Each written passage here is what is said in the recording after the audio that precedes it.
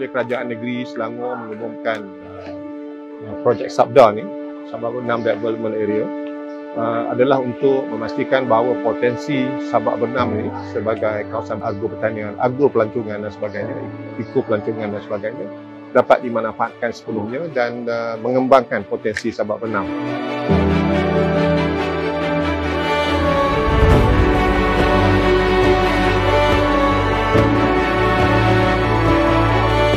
Untuk kita memperkasakan komuniti tempatan, right?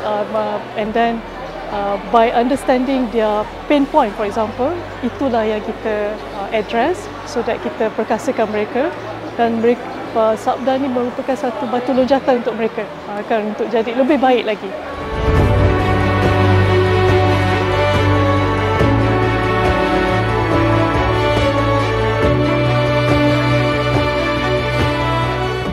Bagi contohnya, mereka kat sini banyak terlibat dalam pertanian dan juga sektor pelancongan. Okay, dengan adanya kerjasama ini, mereka dapat tahu apa guideline yang kena buat dan sebagainya. Di samping itu, mereka juga dapat mengembangkan lagi perniagaan mereka dengan adanya maklumat daripada Sabda, daripada MBI itu sendiri.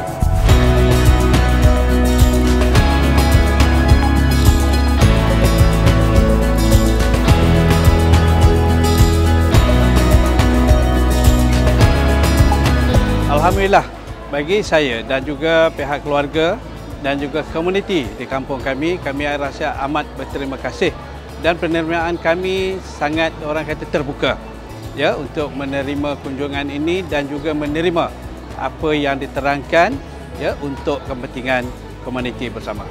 Kalau kita tengok hari ini ada yang buat aktiviti jualan Ihsan Rahmah, kita ada buat bubur lambuk, dan sekarang ni pun kita tengok kat belakang ni pun meriah dengan aktiviti orang kata buat puzzle dengan lucky draw. Ini salah satu cara pendekatan atau platform yang Sabda dapat berikan kepada masyarakat, iaitu melalui Kembara Sabda ini.